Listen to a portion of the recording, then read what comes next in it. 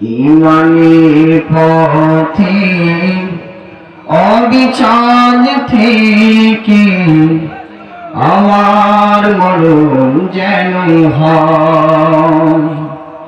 ইমানের পথে অবিচল থেকে আমার মরণ যেন হয়।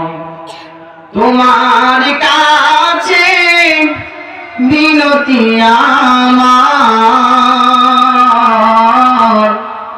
তোমার কাছে মিনতি আমার।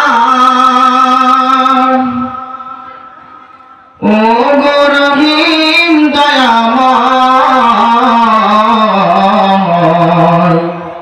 ইমানের পথে অবিচল থেকে